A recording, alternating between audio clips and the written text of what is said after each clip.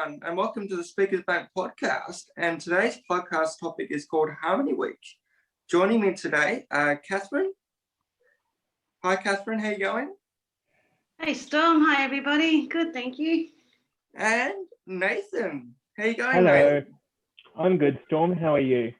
I'm doing very well. I think this podcast is going to be some very interesting questions. So we'll probably have to jump in and have a go at them today. And also joining us today as well is Zeki and Kamal. Hi, guys. Hi, guys. Doing well. Yeah, we're good. That's good. That's really good. All right.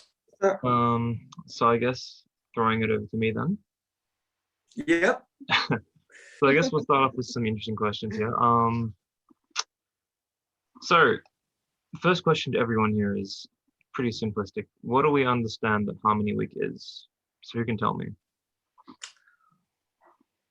Well, for me, it's a new concept for me. So I had to really research what it was about. So yeah, my understanding of it is that you celebrate people's diversity and cultures that we have in Australia. So that was my understanding, and to respect each other's cultures and values.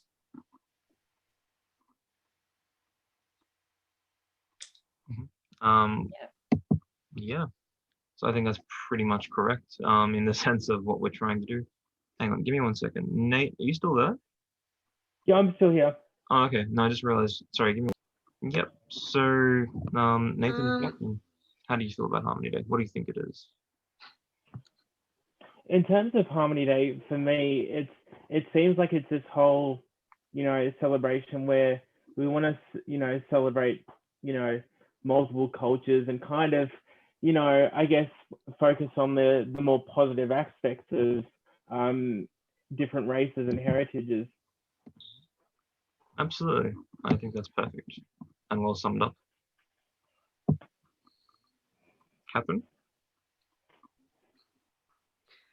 I think Harmony Day is a great opportunity to learn about different cultures. Mm-hmm. Yeah, completely agree. Yeah. And yeah. Absolutely. Well, yeah, I think Harmony Day. Oh, sorry, guys. Oh. For me, I can describe Harmony Day in one word, so that's diversity. Mm-hmm. Absolutely. And I think Australia is definitely providing a lot of opportunities in that regard as well. So, I guess another question. So, There's a lot out there for everyone. Absolutely. And there's huge aspects in that sense, because I think Australia really provides a massive ability for us to all kind of engage and interact with different people and different cultures in a way that you couldn't in other countries maybe. So I guess, do you think Australia has a massive amount of diversity? Yes, I do, because when I came here during the 1990s, I only saw probably more Italians and probably more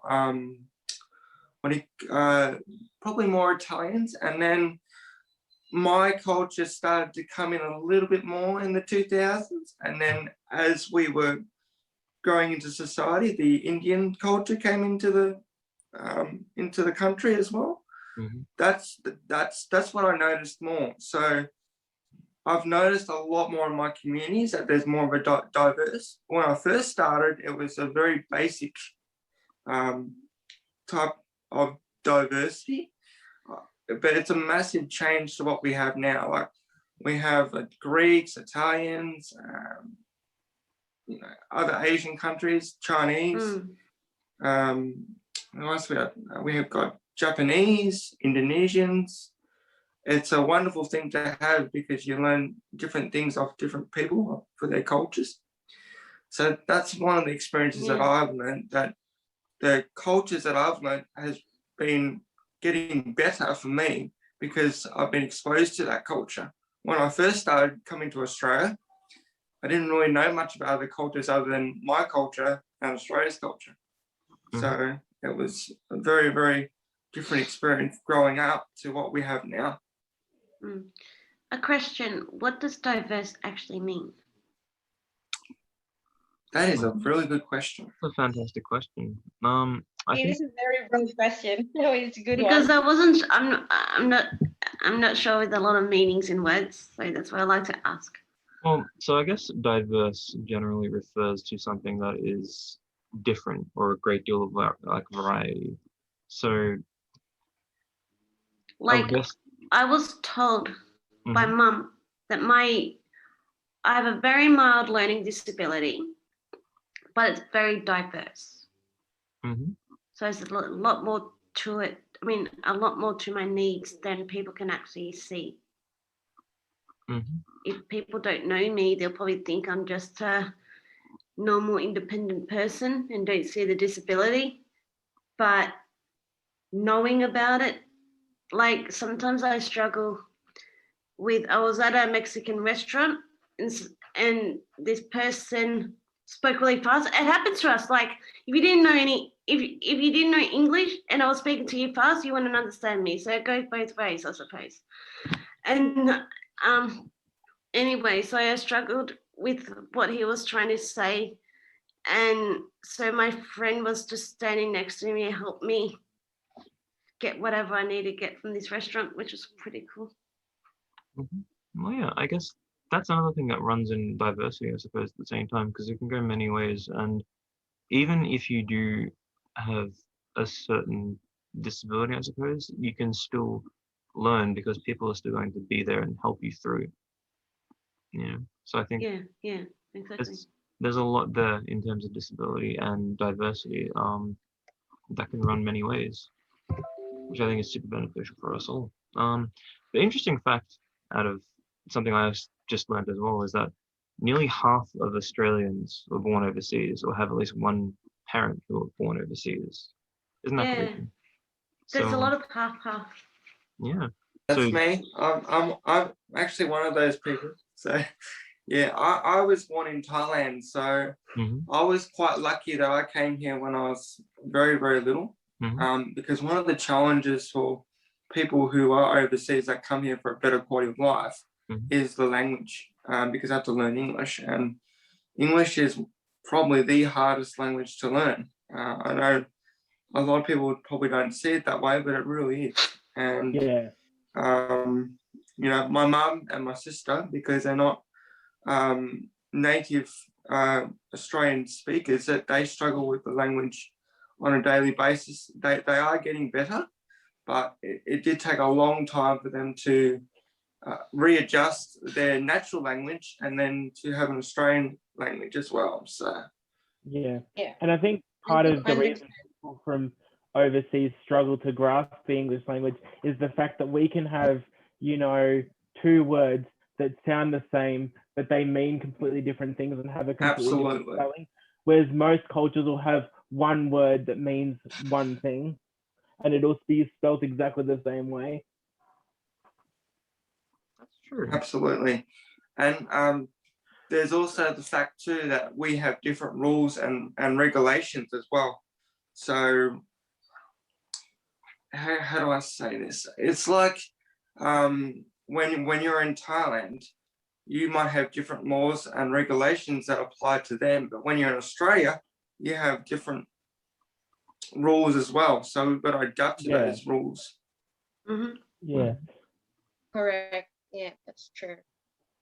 Because I came from Philippines, and I'm not born here, and I'm still having the struggle to express myself in fluent English. But so I'm still learning. Yeah. And the one that I love in Australia, because we are so much diverse, we have that understanding that even if you don't, you have a broken English, we still have that connection or trying to understand that person more, to understand what they're trying to say to you, which is, they just not just suddenly cut you off, which is what I love Australia. Yes, and that's the foundation that well, it's actually one of the foundations that Australia is built its country on. It's the ability to accept anyone from anywhere around the world.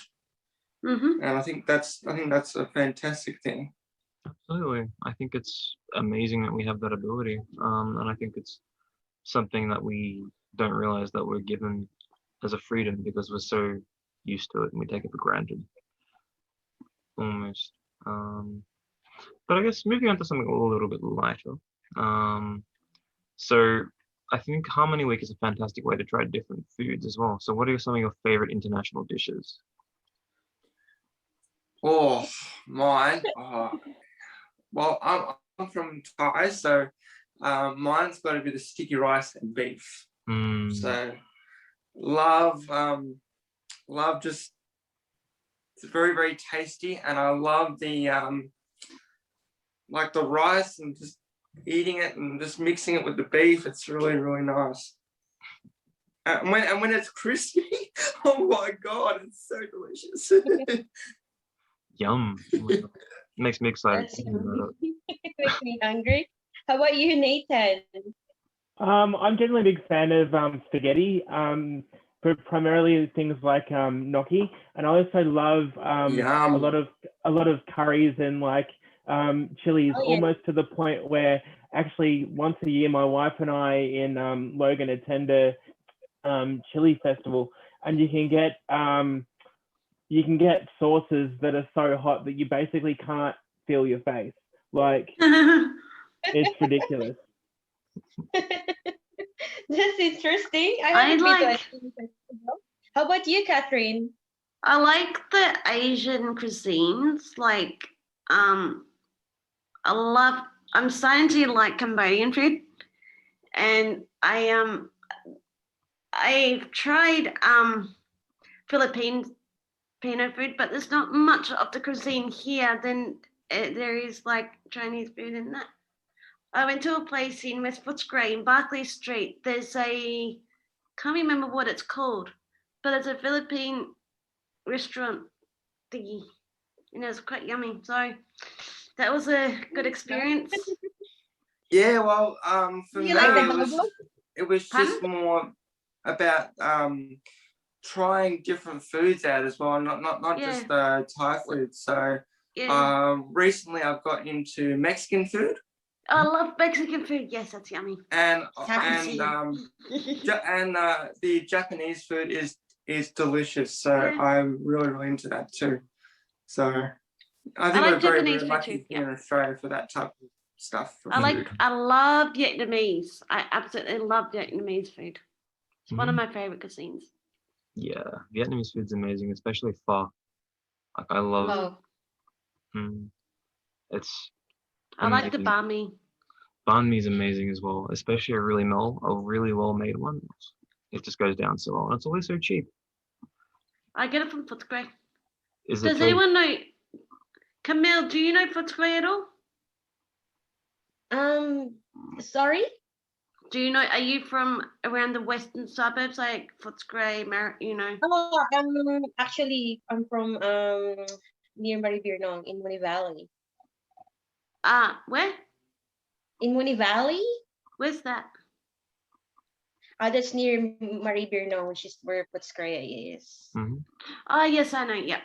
So there's a place in Barclay Street called Non Lang. It's a Vietnamese bakery. It's in Nice. Hopkins Street. Yeah, we should try that. I love it. It's my go-to place sometimes. What else? I don't know. Yeah. There's a lot of food. Definitely a lot of food. So much food. So much food. We could sit here talking about food and getting hungry all So day. you were asking me, do I like? What was the dish you asked me? Yeah, because you said that you like the Filipino food, so I just asked you if you have tried adobo, because that one is the most popular food in my country. What is it? What is it? It's like a it depends on what sort of meat you like, but it cooks with a vinegar and soy sauce and garlic. Yeah. So yeah, so I it's like nice. the. I think it's boiled fish. You know how you have the raw fish with the pickle on top. Oh yeah, That's we do that like a soury. Yeah, Yeah, I That's love very- it. Yum. Oh my god. So So your cuisine's similar to Thailand, actually, isn't it, Storm? Yes, it's very, very Okay. similar. So I Thai completely and but there's understand another where you're coming from there. there's another one, Spanish, I think. Yeah, paella. Because Mm. my in Philippines, my country is has been colonized by Spaniards for Ah, 500 years. Mm-hmm. So okay, yeah. Okay, anyway, so here's a question for the group. Since Mhm. it's winter, what are your go-to foods for winter at this stage? Soup. It's a great question. yeah. For me, Yummy soup. because I'm really into the Japanese stuff, it's probably miso soup, Mm. ramen, any sort of like warm stuff, and probably sushi. Yeah, because it's just very, very tasty at this time of year.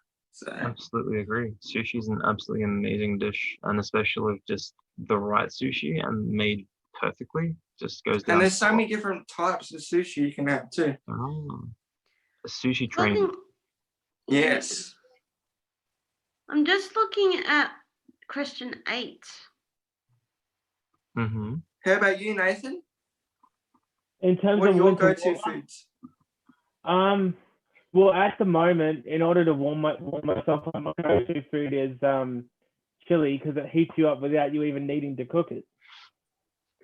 That is It's so it's true. a yeah. Yep, Nah, I it's a couldn't good have chili. spice.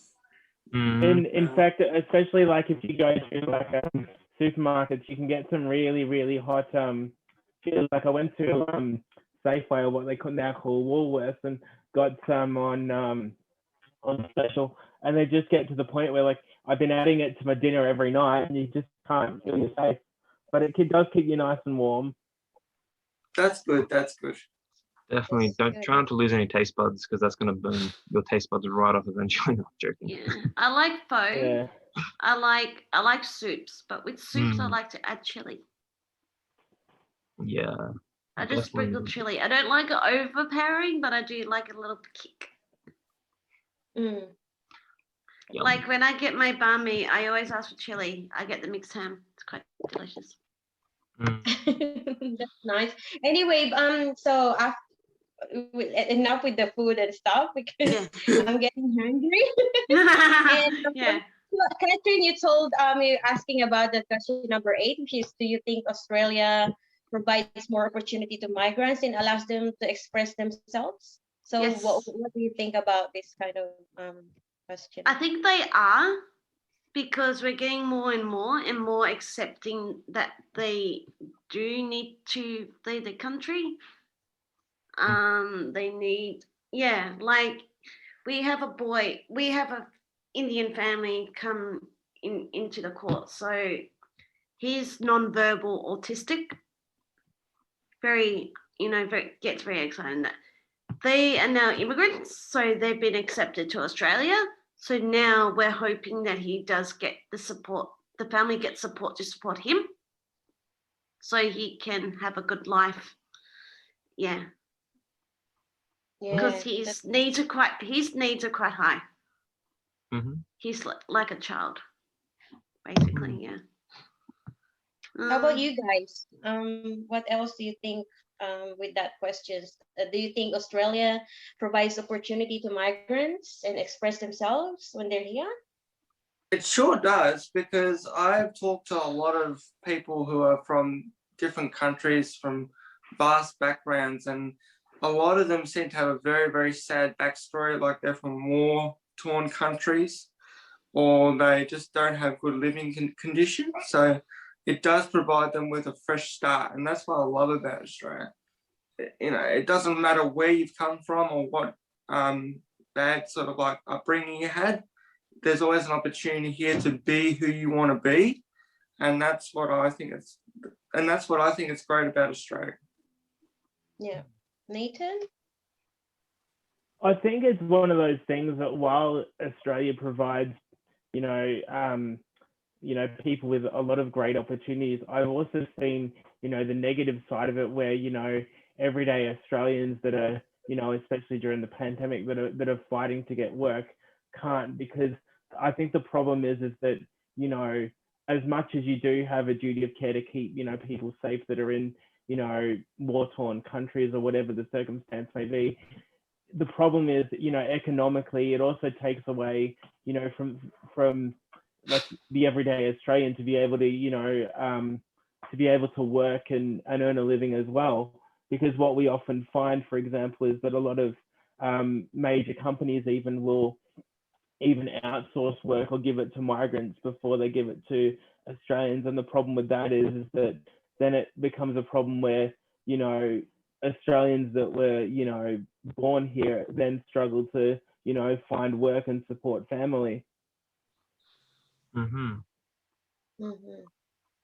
Interesting. I mean, that's a good take on it. Yeah, I actually agree with that point too. As long as the person who came from another country is providing like decent work and is trying to, you know, live a good quality life and trying to you know, help society, then I think it's okay. But I do agree with you about how Yeah. companies are taking advantage of the migrants because They they are. can actually Yeah. hire them on a cheaper rate, which is not what Yeah. we are after. So Look, I'll yeah. even give you a really good example. I know my wife said to me, you know, a few years ago, she went on a cruise to, I think it was like Fiji and Vanuatu. And the thing is, when you get over there, the whole place is run by the people of India, like the whole government, because the Fijian tribes that are actually there are so lazy that they'll literally sit on like the street corners and drink. Like they won't actually do anything. And Yeah, it's yeah. it's one of those things where, you know, where in some aspects it's good to, you know, let people in and, you know, contribute to making the country better, but it's another thing, you know, when a whole, you know, another nation basically has to come in and run a separate, you know, country or island, I guess you could say in this case. Hmm. Yeah. Yeah. I think that's the negative part of the opportunities in Australia, you know, because it depends on the companies and depends on the people as well on how they're treating the migrants. Well, Yeah. the Yeah. positive side of that, the opportunity Australia provides is like number one would be healthcare. Because in other countries, healthcare is really There is no bad. Yeah. healthcare in other countries Definitely, that are Australia is yeah, number one. Because yeah. in my, Yeah. I'm not telling, yeah, because in my country we don't have much that healthcare that Australia provides. Like you can just go straight to the GP and go out with the GP without paying anything, Mm-hmm. which Yeah. is, Yeah, I think in America as well. They have to pay, unlike in Australia, which is Yeah. definitely, definitely. Well, yeah. with America, their universal healthcare system isn't as good as ours. So it's basically like, well, Mhm. if you don't have even the most basic healthcare plan, if you can't, you know, pay for it out of your own pocket, they literally have to throw you out of the hospital, or they have to try and find like a charity to fund you, because they basically can't treat you unless you have some form of insurance. Mm-hmm. Yes, that's true. That's true. I So I agree guess to that. that's, I guess in that aspect as well, there's a lot of opportunity that's provided to Australians because we just have so Yeah. many beneficial things. But I mean, some people do take advantage of that, but I think Oh yeah. majority of the time, we keep a good track on it and make sure that people comply because it's not to say we're a, you know, state that or a country that's obviously like comply with us or you will get kicked Yeah. out. Yeah. But it's to say that, you know, when you come to Australia, you do have to assimilate and learn about our culture a little bit so you can Yeah. join in. Absolutely. And And I find that especially, and I had this discussion with someone years ago, like you'll notice, for example, like if you go to a country, for example, that is, you know, I guess run by an Islamic, I guess, majority culture, that they'll come over here and, you know, they'll basically do well, not all of them, obviously, but there'll be, you know, some of them featured in the news where they'll basically come over here, you know, break our laws, do whatever they want, and the court system doesn't really deal with them. But it's one of those things where equally, if you go over to, like, say, an Arab nation and you break even one law, you can basically risk, you know, losing your head. So we're also very, I guess, soft as a nation on, you know, people that are, I guess, different from us, where we're not, I wouldn't, I don't know how I'd put it. Gutless isn't the word. We're very weak, I guess. Like, if, you know, you picture the globe as like a schoolyard, I guess.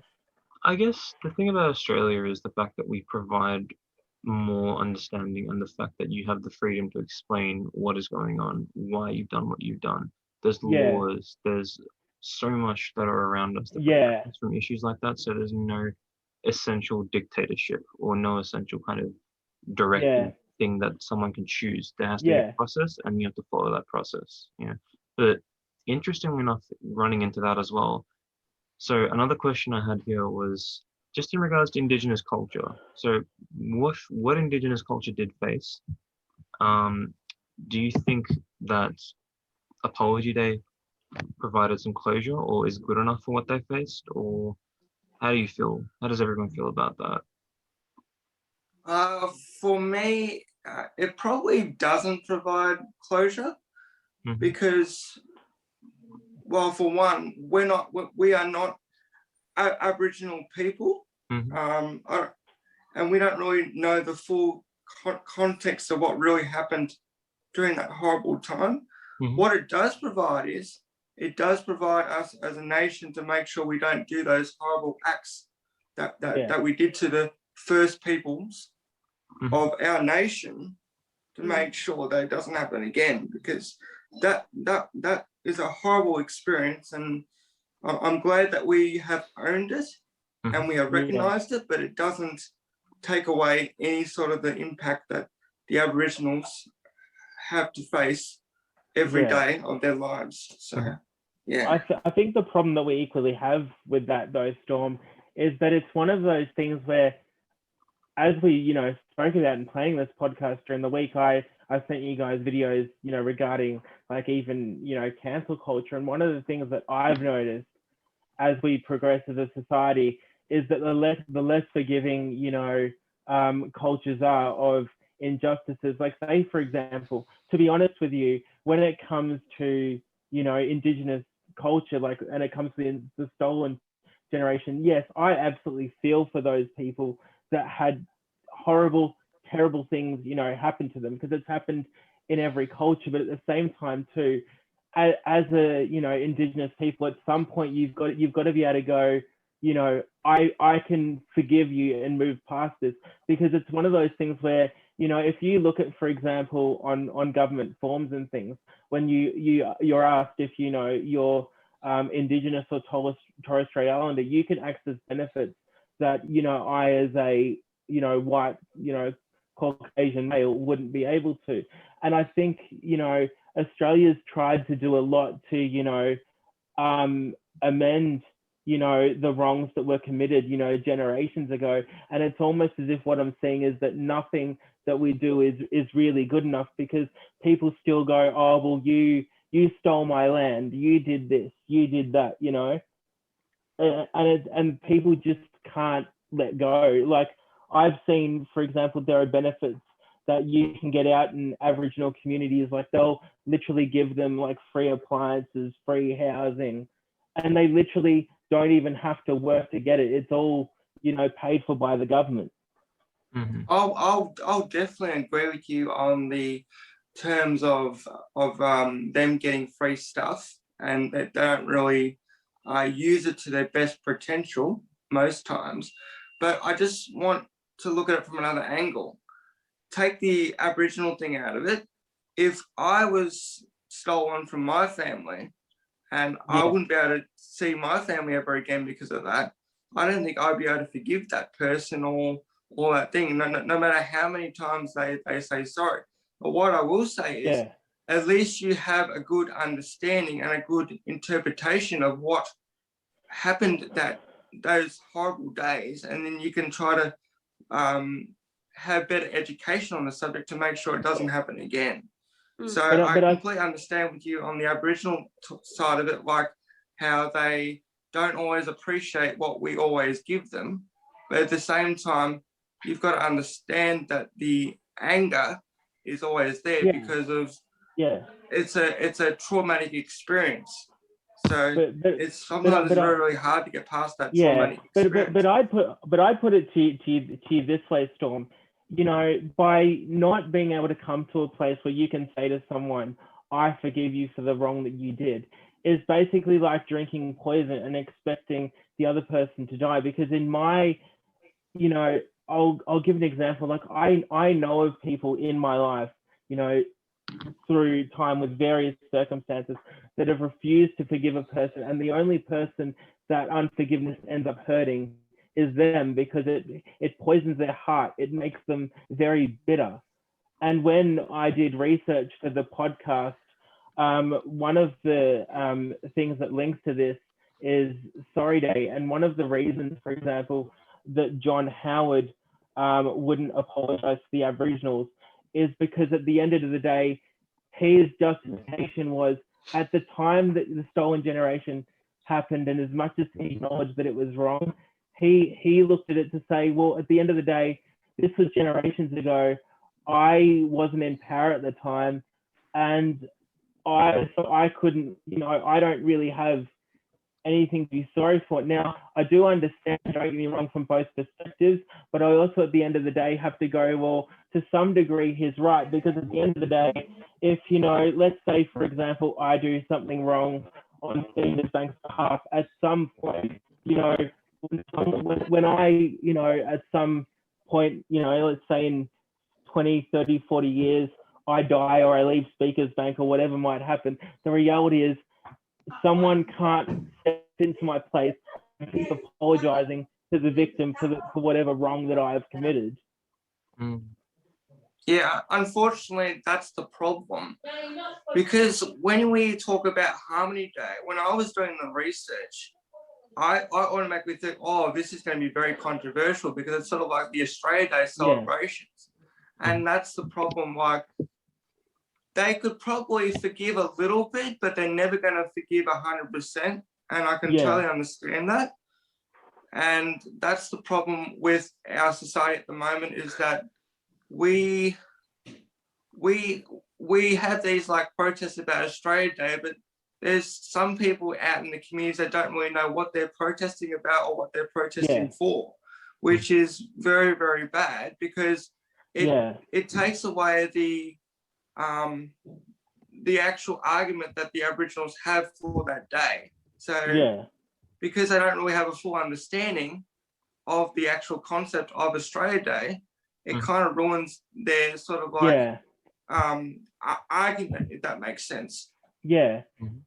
Because I mean, it's just one of those things here that, like, and as we've seen down through the ages, like you even see it with, you know, American Indians in America, and, you know, like, for example, Jews that unfortunately met a horrible end in World War II. It's one of those things, though, where, yes, you've got to acknowledge that the injustice happened, and you've got to acknowledge that it was terrible and things like that should never happen.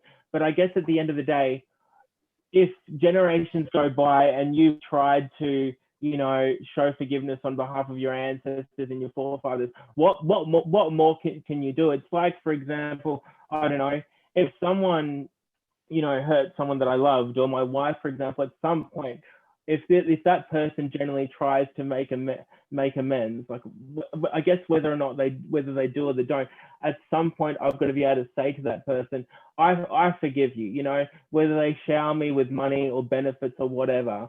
I've got to get to the stage where I can go, you know, I'll obviously never forget what happened, but I'll be able to get to a place where I can go, let's just, you know, let bygones be bygones and move on.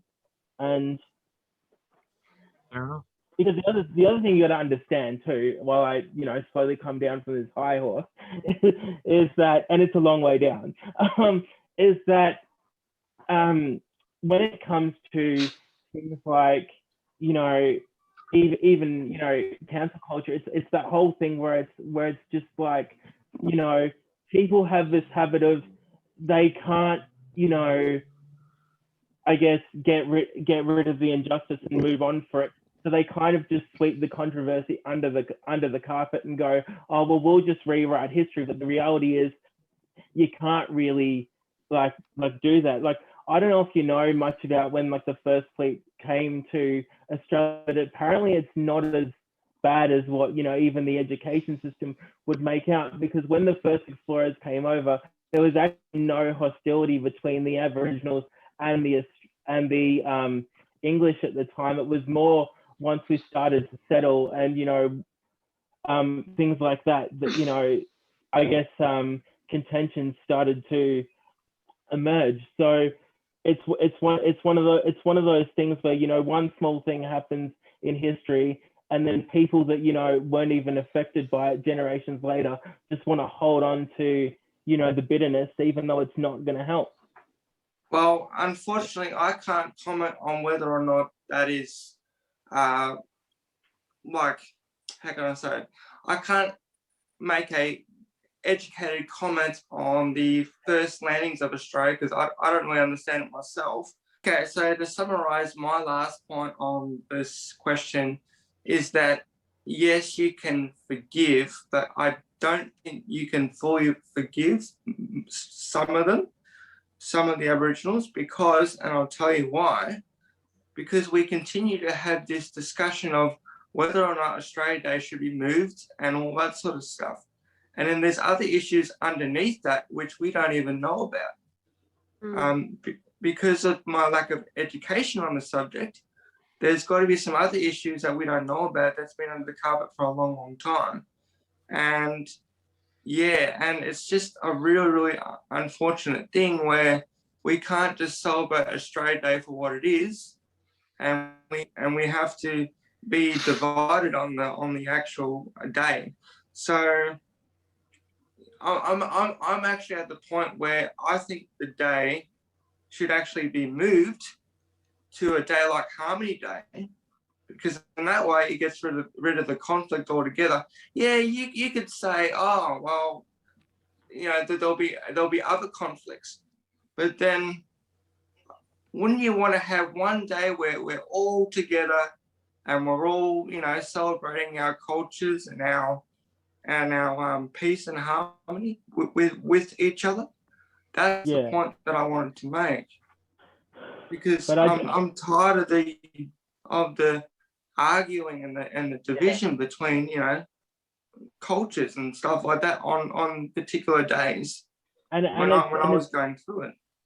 And it's really funny though, Storm, that you talk about division, because I don't know if you've looked at, like, and I know I'm going to sound tinfoil hat wearing, but I can verify what I'm about to say, is that when you look at, for example, the fact that eventually the long game for, you know, our society is to become, and you see this with, you know, even the format we're using now in terms of Zoom, that we want to globalize everything, is the fact that this is where very subtly into, you know, what seems good is you get things like cancel culture, if I can, you know, break my dog's teeth in, where you get, for example, people saying, well, now everything's offensive. Like take, for example, there was a time, and I think it was around when we had the Black Lives Matter movement in America, where Netflix decided that they didn't like any of Chris Lilly's television shows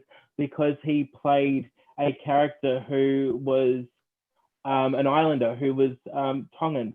But the problem with that then is that you're basically creeping into cancel culture, because you're going, on the one hand, we need to then keep everyone happy and not rock the boat, but at the same time too, we're also saying, well, you know, it opens the way basically, for example, to say, okay, if we don't like your opinion, you don't count. And you probably noticed that even when you look up, you know, the rules and regulations for YouTube, you to the point can't mention anything that's controversial. If you have videos, for example, that are monetized, you can't mention Black Lives Matter, you can't mention COVID or, you know, the vaccine. And it's one of those things though where, yes, we can move, for example, Australia Day, but in doing so, yes, we remove the negative connotation, but it's like, then what does that day, you know, what's the point of then really celebrating that day from a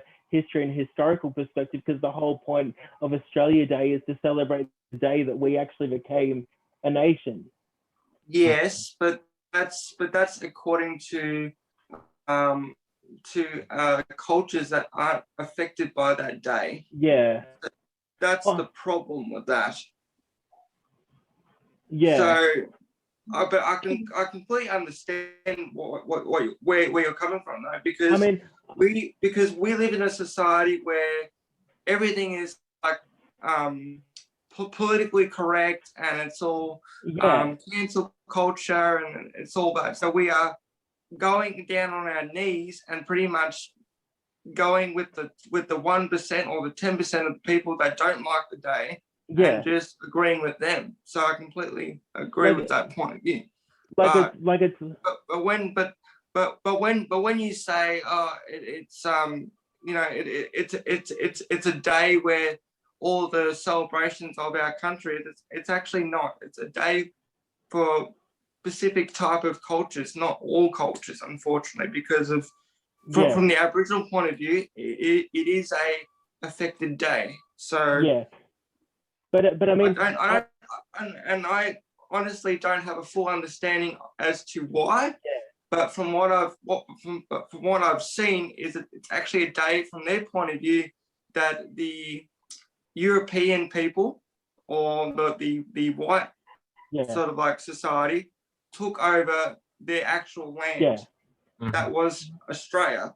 So that's from my understanding. I could be wrong, because I don't really Yeah. have the educated background on Yeah. it.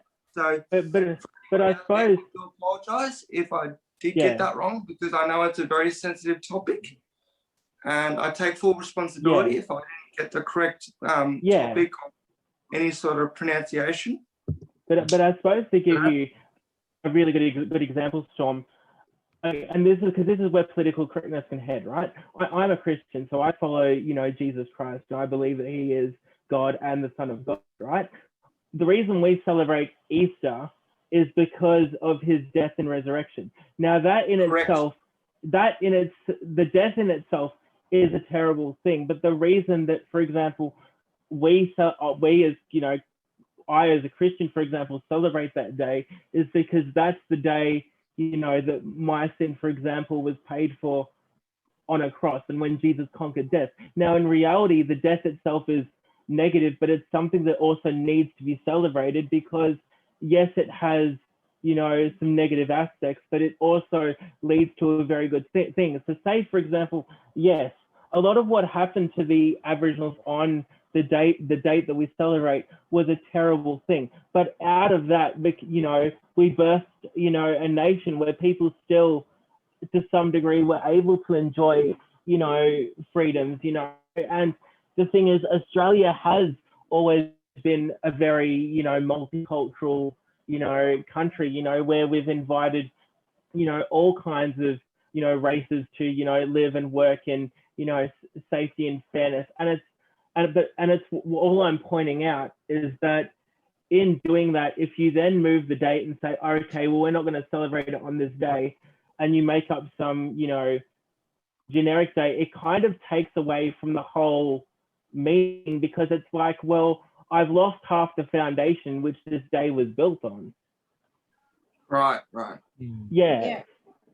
You know, Understood that. yeah, I suppose, look, in regards to that, it's a kind of consideration as to how you want something to be celebrated and how you choose Yeah. to remember Yeah. as well, you know, because there are certain aspects there that some people don't want to mention. There are certain aspects that people are happy Yeah. to mention.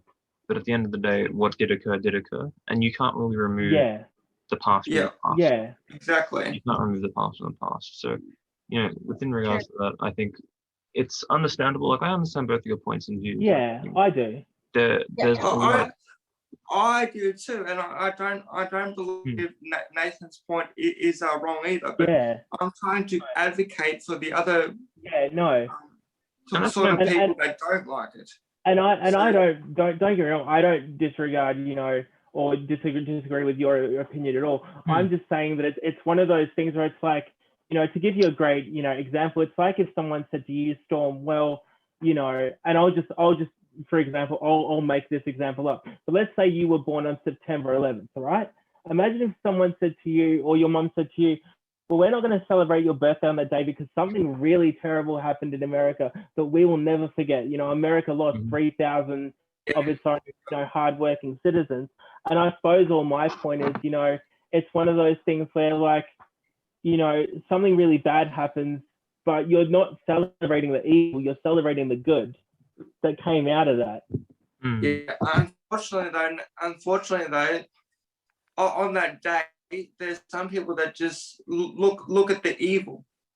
Yeah. And that's unfortunately not going to disappear because they choose not to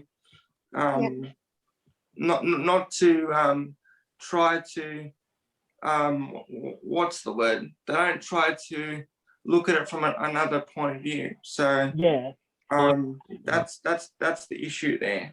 And I think I just want to advocate for those people because I feel like whenever we talk about Australia Day, those type of people they get lost in the conversation, and I feel like it's a disrespect to them if we don't talk about it. So this is why this podcast is really good because we're trying to be inclusive and try to add everyone as much as we can to the podcast. And I think it's one of those things, like when we talk about, for example, when it comes to like racism and celebrating different cultures, I think there needs to be a fine balance. Like, as I mentioned before, like when it comes to cancel culture, it's like that whole thing where, like, if the 1%, have an issue with something, then, people get moved. Like, sorry, then, something happens or something gets moved. Like, I'll give you a really good example. Like, for example, there are, even, for example, children's nursery rhymes, like, say, for example, Bye Bye Black Sheep. There were people years ago, I think even as far back as 2008, that wanted to try to change it because they thought it was racist. But in reality, it's not being racist. It's just someone's interpreting it that way and then getting overly offended.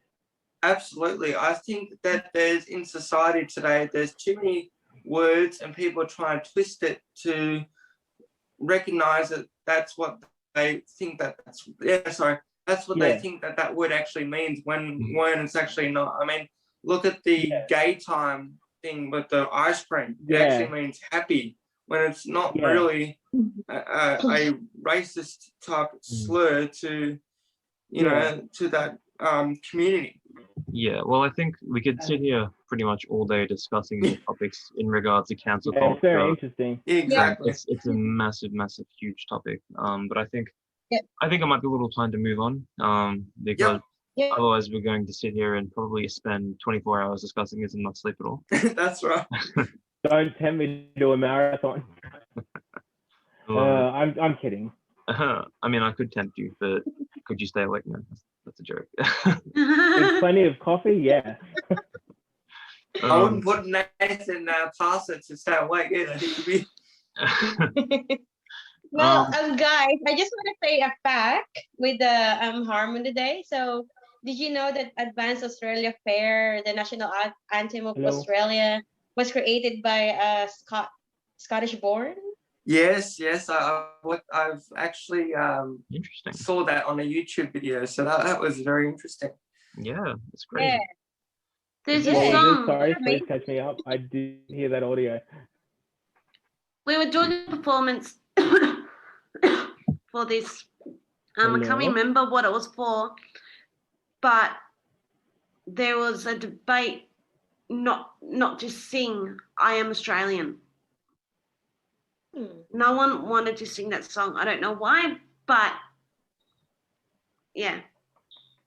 Yeah, I think I read somewhere, and I haven't sang the anthem for ages, but I think we changed one of the lines to "We are one and free."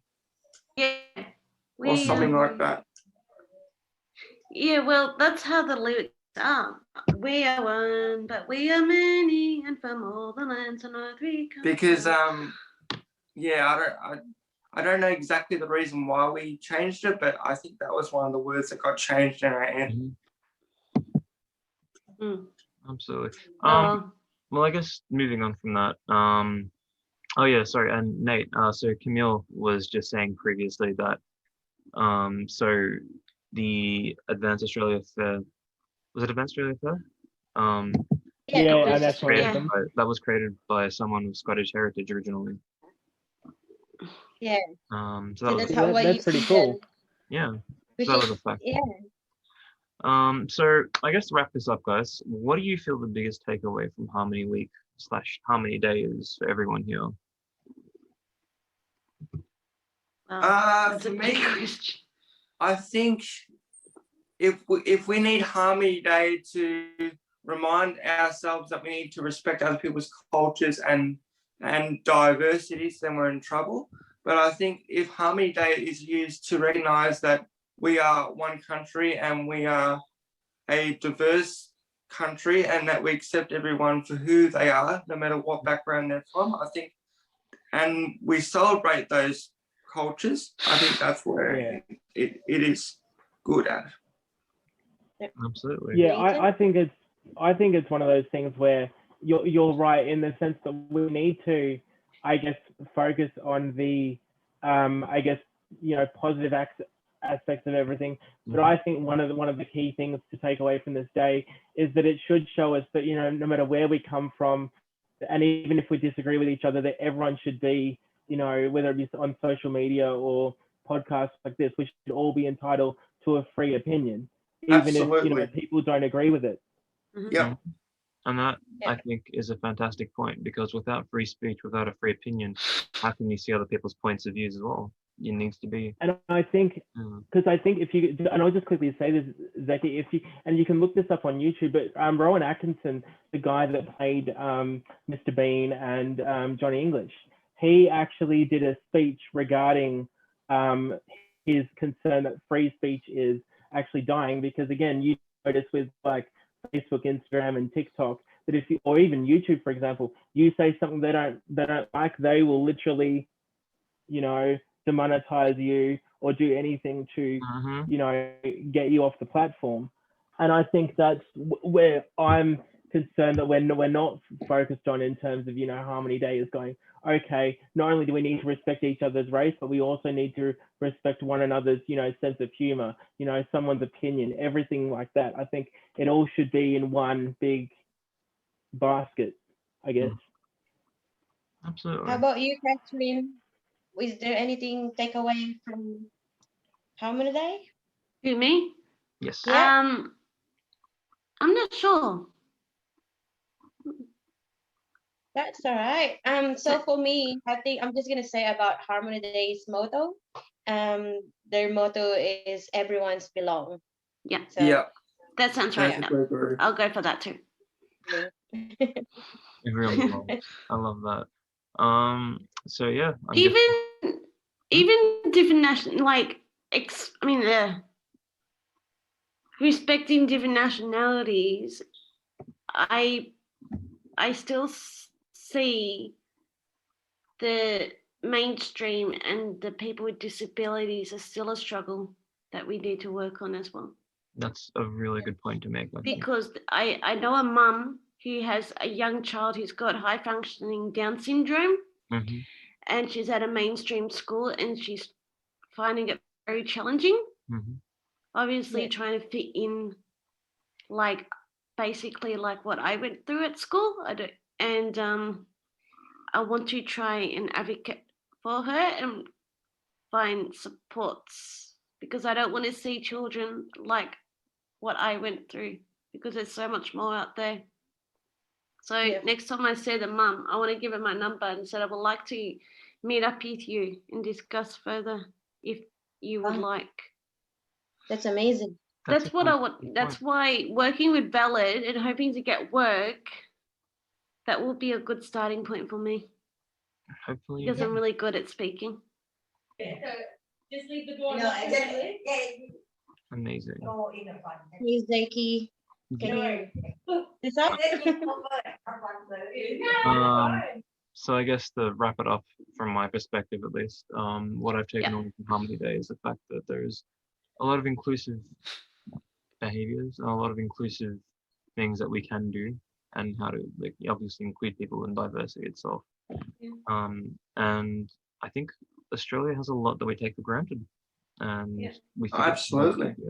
we forget how I to. think I actually think in Australia we complain too much and not actually sit there and look and see how lucky we are to be able to live the way we live. Mhm. So I think we need to appreciate things more and less complaining and more doing. Awesome. Yes. Yes. But yeah, All right. awesome, Cool. guys. Well, Storm, did you want to wrap it up? Yes, I will. I want to thank everyone in the podcast today. I think that was a great discussion. I learned a lot, and I'm hoping all the viewers out there learned a lot. And we look forward to your company next time. Absolutely. And please give us your thoughts and Bye. opinions. Yeah. While you Yes. still See you guys. Easy. And please leave comments and opinions down below. We would love to see your reactions to the podcast. And we promise them we promise you we won't filter them because we're not the Australian government. That's exactly right. Amazing. All right. Thanks, All right. everyone. Thank you. Bye, everyone.